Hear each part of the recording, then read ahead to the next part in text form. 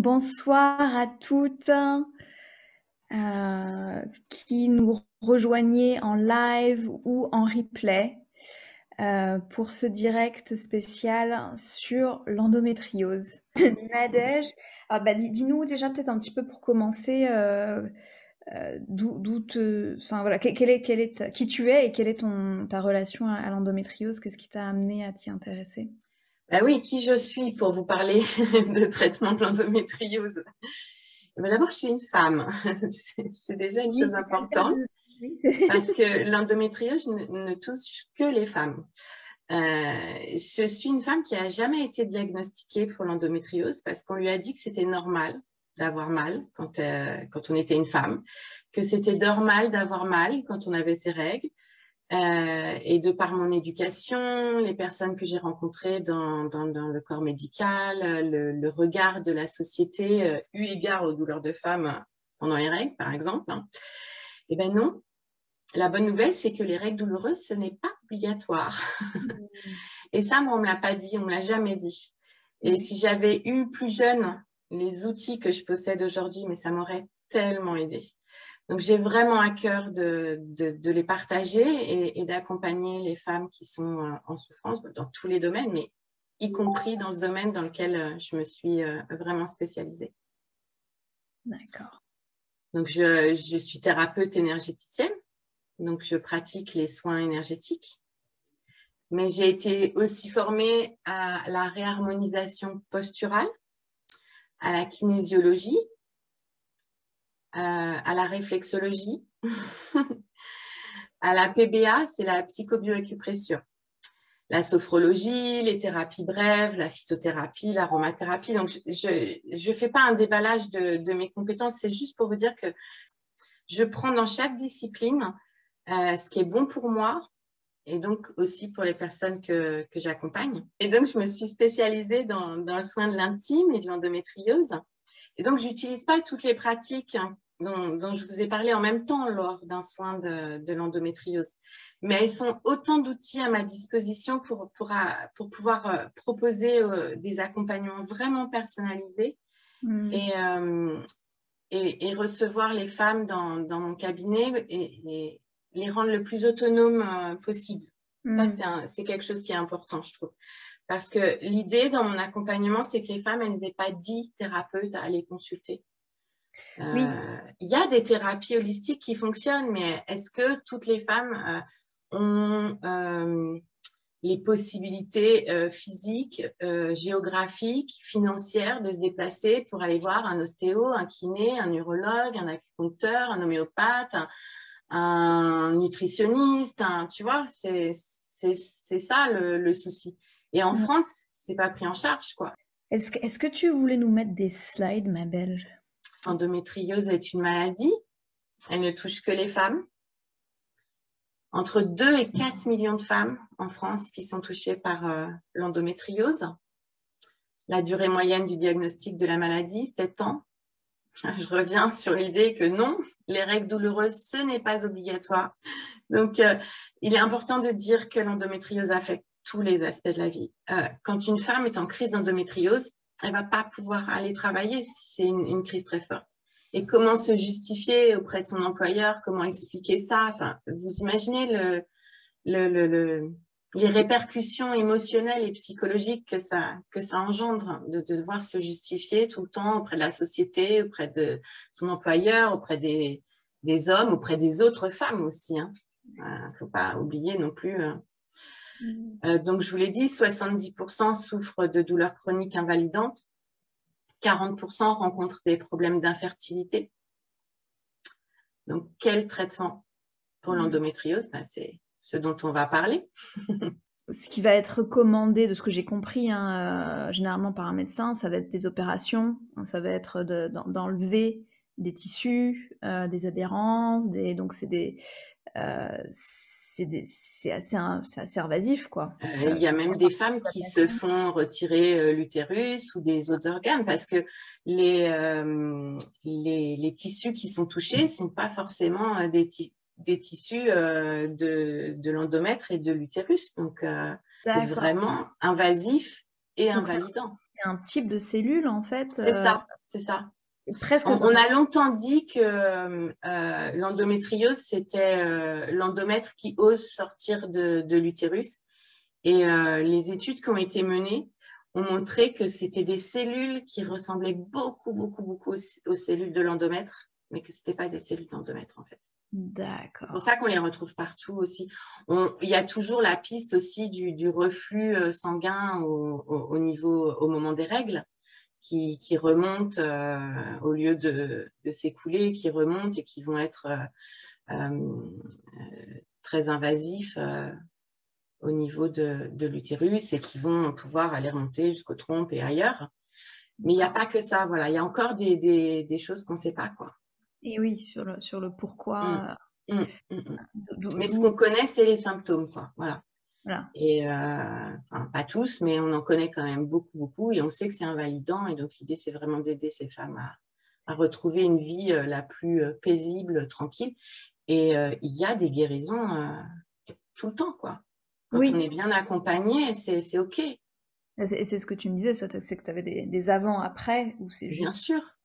C'est le jour et la Et nuit. c'est pas un an de séance, quoi. C'est parfois en 2-3 séances, ça peut être, mais le jour et la nuit, quoi. Ouais. Alors du coup, voilà, sur quoi tu travailles? Donc il y a la posture, le bassin et le périnée, Ouais. l'intestin, l'alimentation, l'émotionnel et la sexualité. Et du coup, ouais, c'est hyper complet comme approche.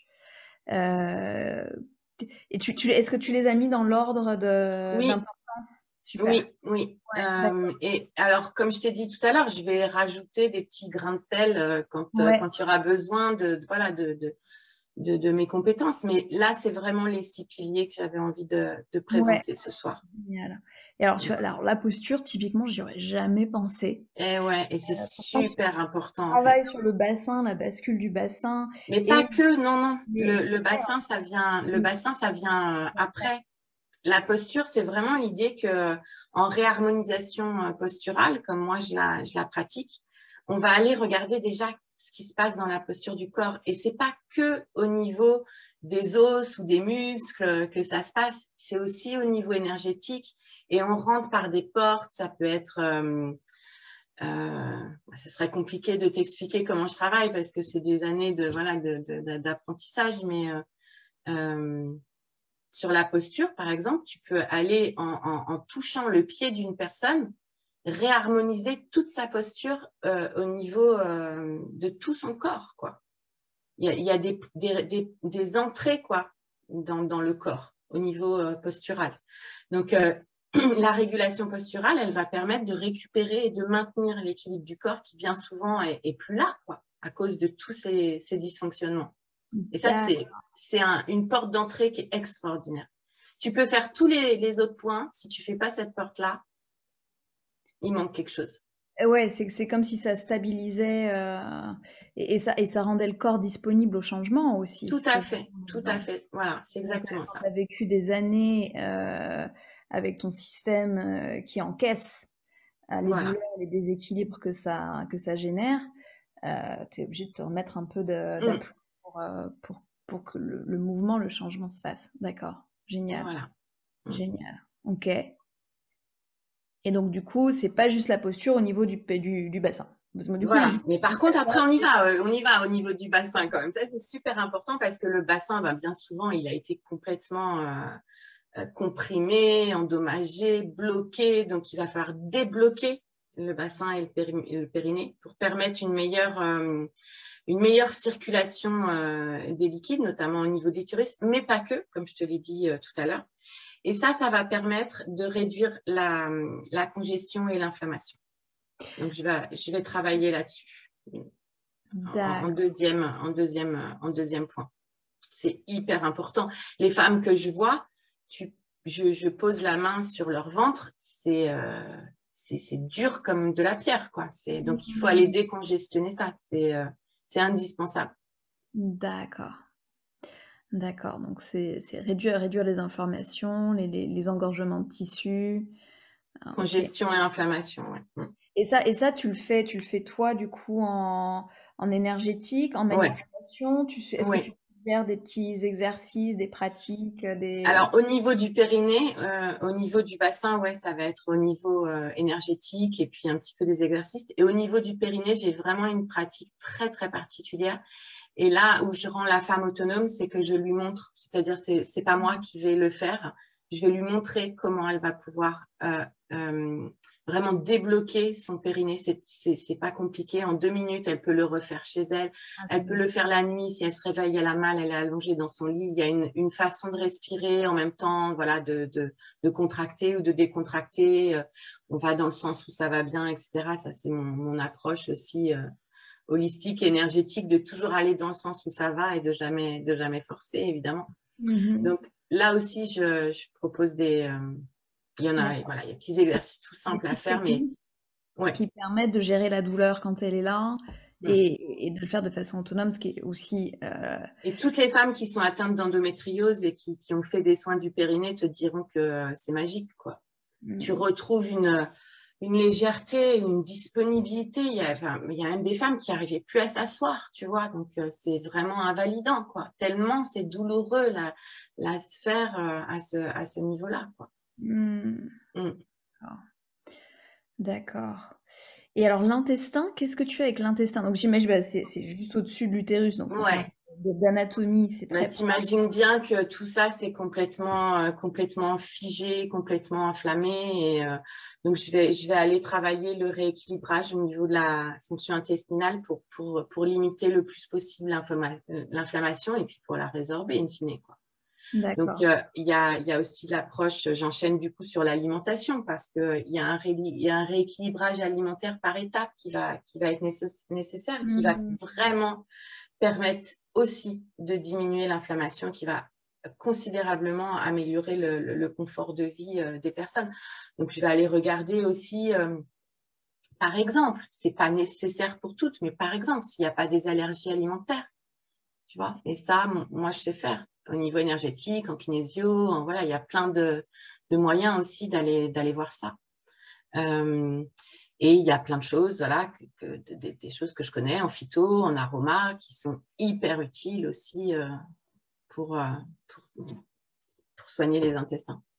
Mais l'alimentation, voilà, il faut se dire aussi qu'il y aura peut-être, pas pour toutes, mais peut-être quelque chose à travailler sur l'alimentation.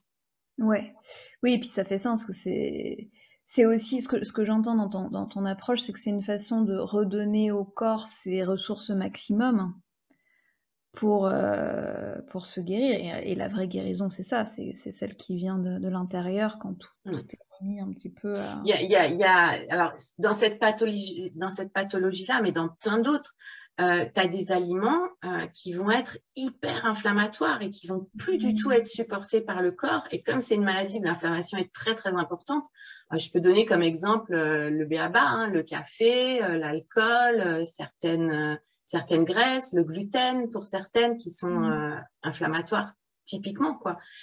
Et donc, qu'est-ce que je fais? Est-ce que je décide, par exemple, je bois plus de café du jour au lendemain? Ça s'accompagne. Et si je bois plus de café, que j'ai plus d'inflammation, t'imagines le truc? Ben ouais. Le lait, les produits laitiers, Ouais, ouais, il y a ouais. plein de pistes, voilà. Et ça, c'est quelque chose que je connais. Et ben, du coup, c'est bien de pouvoir accompagner aussi de ce Oui, côté-là, tu vois. oui, parce que sinon, en fait, alors j'imagine, hein, je sais pas du tout si c'est le cas, mais tu peux te retrouver à te faire opérer, mais j'imagine, si tu continues à avoir un style de vie qui crée de l'inflammation et qui favorise la pathologie, en fait, Tu bah, as c'est tout un... compris. C'est D'accord. ça, ouais.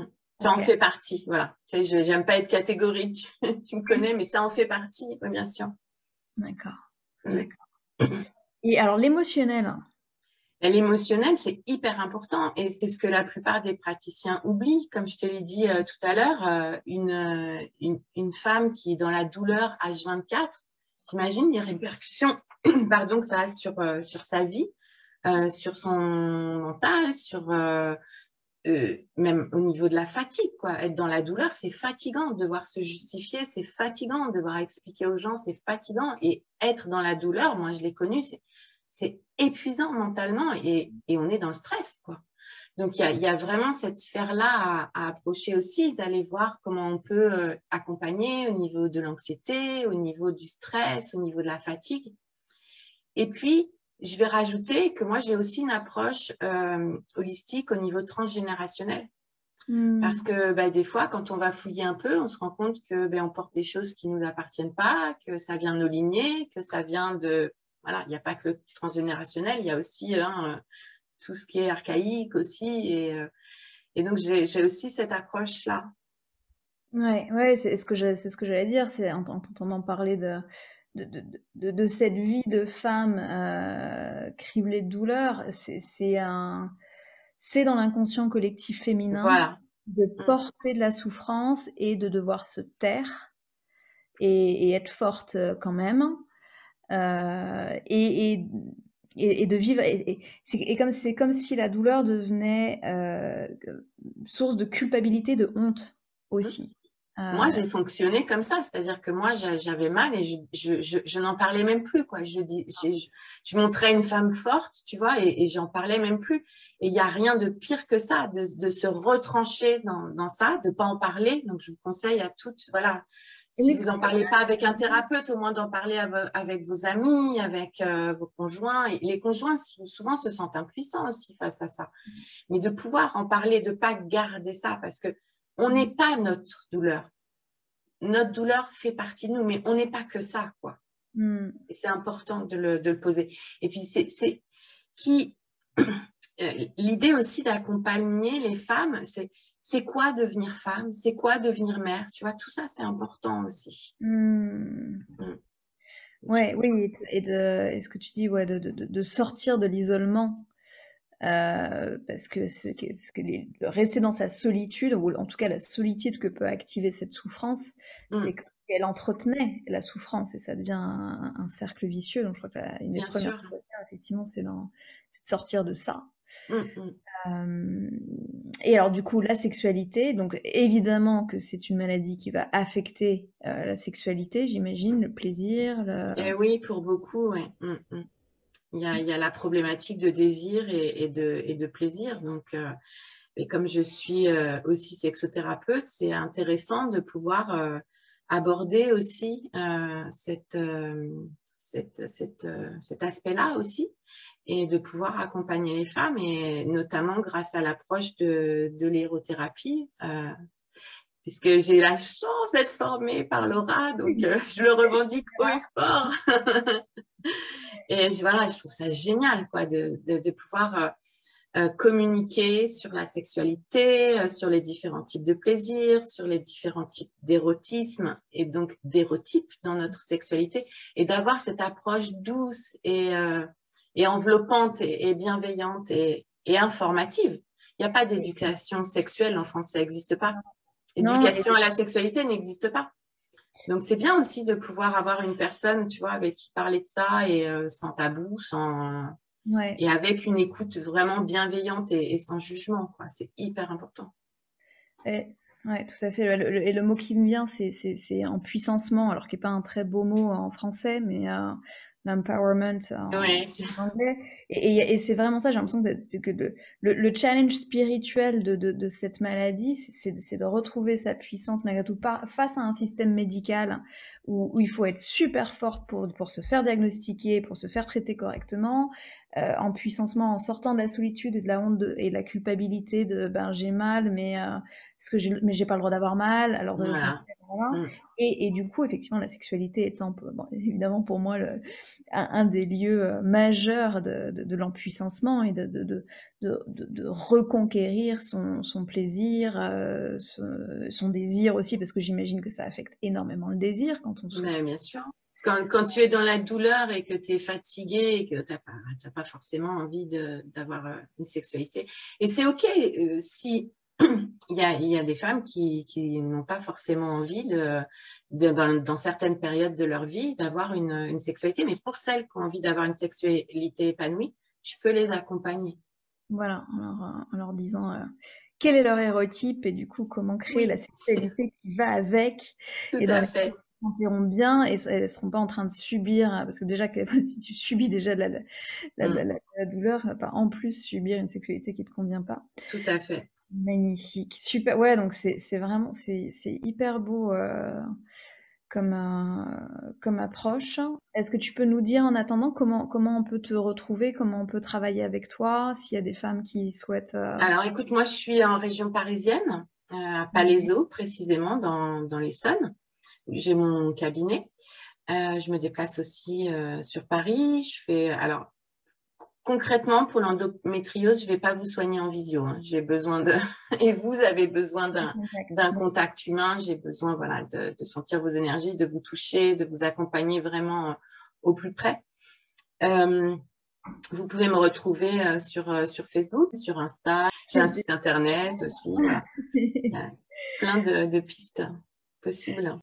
Écoute, en attendant, je peux mettre mes coordonnées. Ouais, on te voit, voilà. Voilà, on a même ton 06, Nadège. Eh ben, écoute, c'est parti. Tu sais, il est sur mon compte Facebook, il est sur tous mes comptes, donc c'est mon numéro de téléphone professionnel, donc c'est OK. Super. Il n'y a que des femmes bienveillantes qui vont regarder cette vidéo, ou des hommes bienveillants qui peut-être cherchent des solutions pour leur compagne. Écoute, hein, pourquoi pas. Ça arrive. Peut-être conclure avec un dernier conseil que tu voudrais donner aux femmes qui souffrent d'endométriose. Arrêtez de penser que c'est normal de souffrir quand on est une femme. N'hésitez pas à parler. Sortez de votre enfermement et par la parole et de votre enfermement dans lequel votre corps s'est plongé depuis tant d'années, en fait. Parce que c'est tellement long, comme on l'a dit, le diagnostic. Donc, ne restez pas seul, c'est la première chose. Parlez-en, essayez de trouver un médecin, un thérapeute. Voilà, moi, je vais pas pouvoir prendre toutes les femmes, je vais pas pouvoir prendre 4 millions de femmes, hein. Mes soins vont amener la femme à l'auto-guérison. Et moi, je fais pas tout, hein, c'est 50-50. Hein. Vraiment, hein, j'en suis persuadée. Hein. Et c'est ça l'idée, voilà. Ça pourrait être le mot de la fin. Je vous accompagne dans votre auto-guérison et avec bienveillance, une écoute empathique, ça j'en suis sûre, et sans jugement. Et des outils efficaces en même temps, le yin et le yang. Oui, c'est exactement ça. Super, merci beaucoup, merci. Merci Laura, merci. Voilà, merci à vous qui nous écoutez et prenez soin de vous, mes toutes belles. Oui. Bonne soirée.